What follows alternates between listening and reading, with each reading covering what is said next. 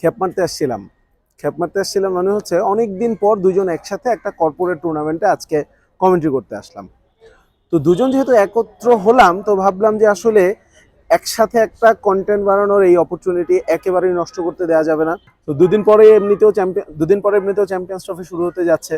তো ভাবলাম যে আসলে চ্যাম্পিয়ন্স ট্রফিতে কোন দলগুলোর প্রিপারেশন কেমন। আমরা আসলে অনেক কথা বলছি যে বাংলাদেশ কোনো রকম ওয়ানডে খেলছে না, সেই যে কবে ওয়েস্ট ইন্ডিজের সাথে 3 ওয়ানডে হেরে আসলো, তারপর আর কোনো ওয়ানডে খেলছে না।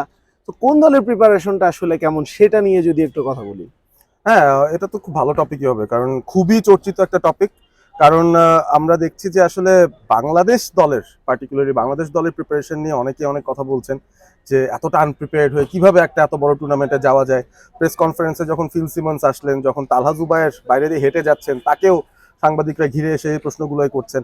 ক্যাপ্টেন নাজমুল শান্তকে ঠিক একই প্রশ্ন করছেন। তো নিশ্চয়ই খুব ইম্পর্টেন্ট একটা ফ্যাক্টর, এবং সেই জায়গাটায় আসলে আমরা রিসেন্ট টাইমসে যেটা দেখছি, বাংলাদেশ অবভিয়াসলি গত বছরের ডিসেম্বরে ওয়েস্ট ইন্ডিজের সঙ্গে 3 ম্যাচের ওডিআই সিরিজের পর কিন্তু ওয়ানডে ক্রিকেট আর খেলেনি। ব্যস্ত একটা সূচি তাদের হয়ে গিয়েছিল, পুরোটা সময় বিপিএল খেলেছে, টি20 ফরম্যাট ক্রিকেট, ডোমেস্টিক এই টুর্নামেন্ট খেলে। তারপর ইন্টারন্যাশনালিও কিন্তু ওয়ানডের পরে টি20 খেলেছে, সুতরাং ইন্টারন্যাশনালও কিন্তু লাস্ট টি20 খেলে এসেছে বাংলাদেশ। এবং তারপর বাংলাদেশের কোনো আর ইন্টারন্যাশনাল কোনো ম্যাচ নেই, সরাসরি তারা চলে যাচ্ছে চ্যাম্পিয়ন্স ট্রফিতে।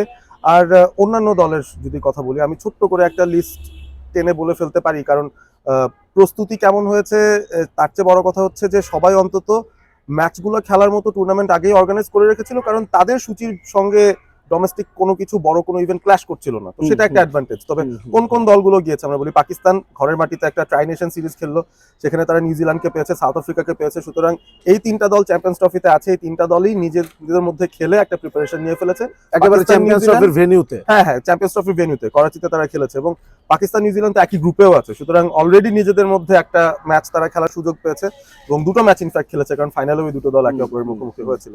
তো এই 3টা দল সাইড লাইনে রাখলাম, 8টা দলের মধ্যে 3টা দল তারা একটা ট্রাই নেশন টুর্নামেন্ট খেললো।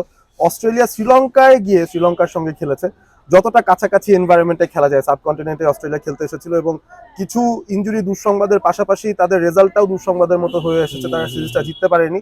এবং ইন্ডিয়া ইংল্যান্ডকে দাওয়াত দিয়েছিল তাদের ঘরের মাটিতে। ইন্ডিয়াতে একটা টুর্নামেন্ট হলো, সেখানে 3 ম্যাচের সিরিজে ইন্ডিয়া 3-0 ইংল্যান্ডকে হারিয়েছে। অর্থাৎ চ্যাম্পিয়ন্স ট্রফির 8টা দলের মধ্যে 6টা দলই কিন্তু ইন্টারন্যাশনাল ম্যাচেস খেলেই নিজেদের মধ্যে প্রস্তুতিগুলো কিন্তু সারছে বা সেরেছে।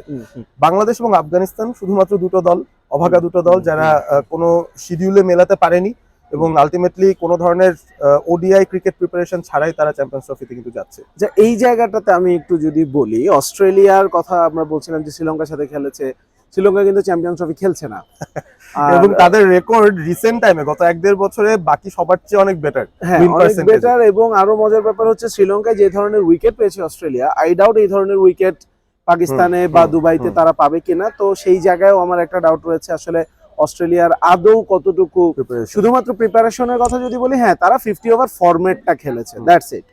বা অন্যদের কথাও যদি বলি, ইন্ডিয়া ইংল্যান্ড তারাও কিন্তু নিজেদের মধ্যে 3টা ম্যাচই খেলেছে।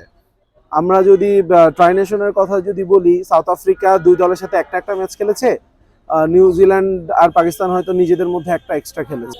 এত কম সংখ্যক ম্যাচ খেলে আসলে প্রপারলি প্রিপারেশনটা কি হচ্ছে কিনা, হয়েছে কিনা, মানে আমার কাছে তো মনে হয় যে হ্যাঁ ডিফারেন্ট ফরম্যাট ছিল, টি20 বিপিএল খেলেছে, কিন্তু অ্যাটলিস্ট লম্বা সময় ধরে বেশি সময় খেলতে পেরেছে।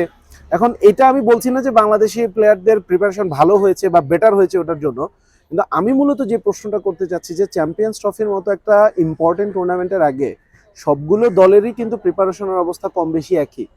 একটা দুটো ম্যাচ খেলেছে বা একটা সিরিজ খেলেছে, আর কেউ খেলেইনি। বাংলাদেশ বা আফগানিস্তান রিসেন্ট টাইমে কোনো ওয়ানডেই খেলেনি। আর এই যারা খেলেছে এই একটা সিরিজ বা একটা ট্রাই নেশন টুর্নামেন্ট, এর আগে লাস্ট কবে ওয়ানডে খেলেছে সেটাও কিন্তু ভুলে গেছে সবাই। সো ওয়ানডে ক্রিকেটটাকেই আসলে সবগুলো দল ওভাবে প্রিপারেশন নেওয়ার মতো বা ওভাবে ইম্পর্টেন্স দিচ্ছে কিনা, what do you think? Important question. এটা নিয়ে বোধহয় আরেকটা ভিডিও করা যাবে চাইলে। ওডিআই ক্রিকেট খুবই কম খেলা হচ্ছে সত্যি কথা বলতে, এবং গত বছরও যখন দেখেছিলাম 2024, সেখানে বাংলাদেশ সব মিলিয়েই মনে হয় খেলেছিল 9টা ওডিআই। সাধারণত এর থেকে অনেক বেশি ম্যাচ আমরা খেলি। 2023 ওয়ার্ল্ড কাপ সিজন ছিল, তখন অনেক বেশি ওডিআই ছিল। তবে যেই বিষয়টা আমি আসলে মনে করছি যে একটা negative impact of preparing so close to a big tournament, আপনি কিন্তু ইনজুরির কারণে আপনার মূল বেশ কিছু খেলোয়াড়দেরও হারাবেন।